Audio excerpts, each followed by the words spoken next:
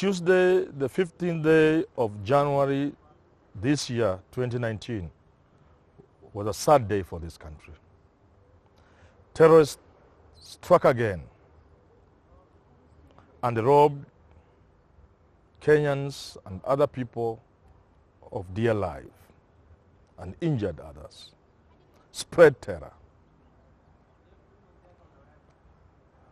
It's therefore fitting to say that we condole and mourn with the bereaved. We wish the injured speedy recovery and pray to God that this kind of things do not work again, do not occur again in this country. It is very sad that people in the name of religion are able to do what they do. Islam is a religion of peace, and therefore no individual can claim to kill in the name of Islam or in the name of any other religion for that matter. So it is really sad that in the name of religion, somebody should kill another human being. This incident has also shown that Kenyans are resilient.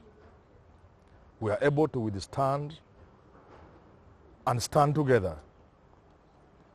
It is indeed very encouraging that Kenyans stood together.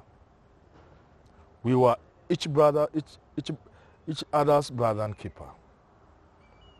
Our security forces must be commended for doing a splendid job. Unlike, for example, in the past, like Westgate, where there were many security lapses, many operational blunders, this time we must commend our security agencies and forces. They did a good job. There was a unified command. Kudos to all the commanders who took charge. We therefore, as a country, going forward, must make it clear to all that we are a people of high resolve, a people who shall not be moved and cowed by such acts. Kenya is synonymous with resilience. But when we have put this thing behind us, when we have gone through it, when we have mourned and buried our dead, when we have treated our sick, we shall have to ask a few hard questions. When all these things behind us, for indeed it's going to be behind us. From 1981, with the explosion at the Norfolk Hotel, 1998, the bomb blast that took more than 200 lives at the American Embassy in Nairobi, through Westgate, the Garissa University attack, we have managed to put these things behind us. So we shall put this behind us. But we shall ask hard questions when we have mourned our dead and buried them. It will be time to ask why, as a people, for example, we love money so much that we are able to close not just one eye, but both eyes to let somebody pass our borders just because we love money. We are willing to kill ourselves because of money. A nation that loves money in the manner in which Kenyans love money will always court disaster, such as the ones we are going through. When we have mourned our dead, buried them, when we have handled the trauma others are facing, when we have treated our sick, we shall ask hard questions. We shall ask, for example, whether we don't know that there is a direct link between poverty in this country and some form of terrorism. We shall ask ourselves whether a country of 50 million people, just 50 million people, including a 1-year-old to the old men like Njonjo, all put together, we are less than 50 million. Whether in a country as small as Kenya, we can have an army of unemployed young men, most of them with college education, more than 10 million people unemployed.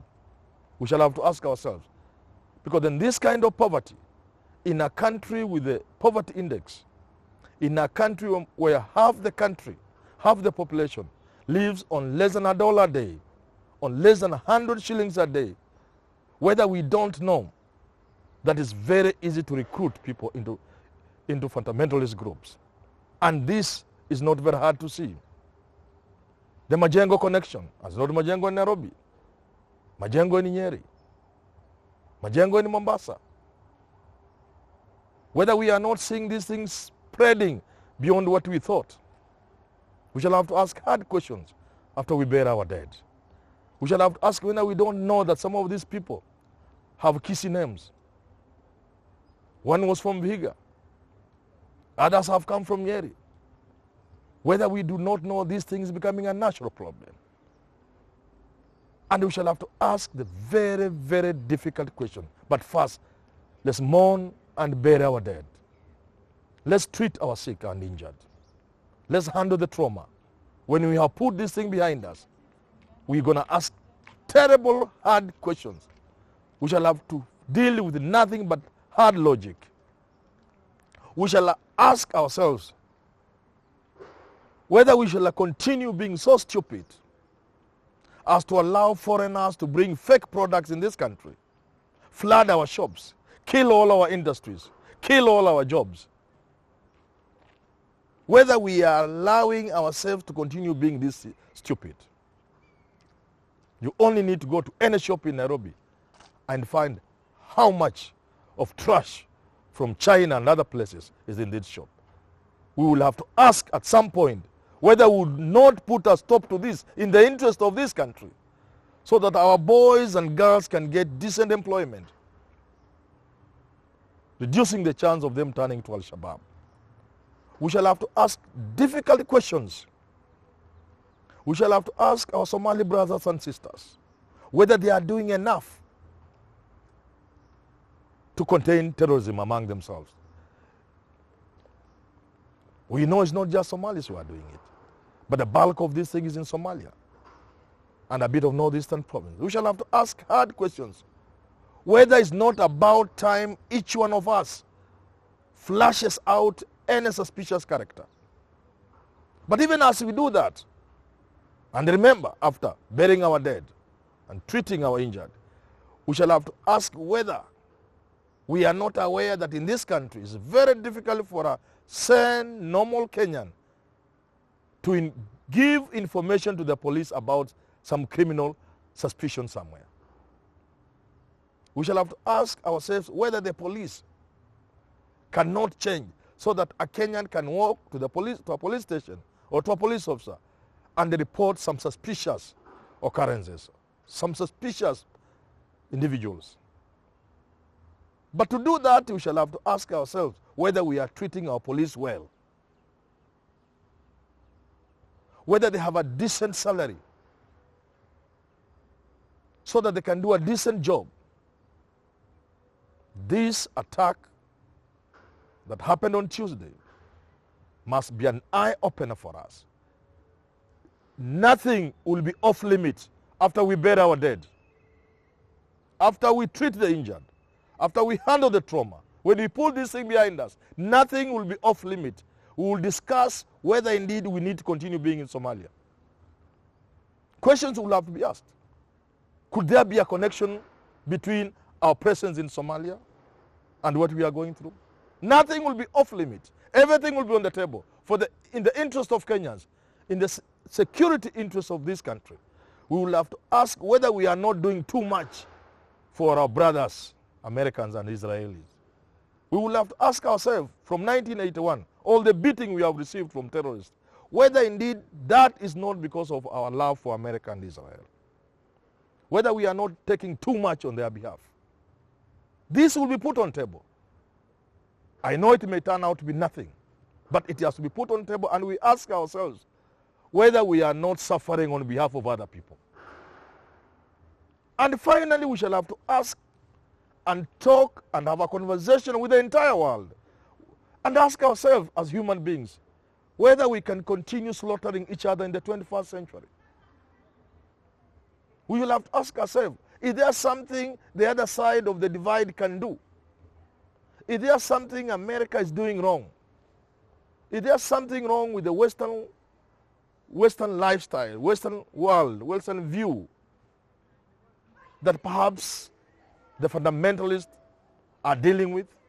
Could we run the world in a different way to make the world a safer place? These are hard questions we will ask from within and without.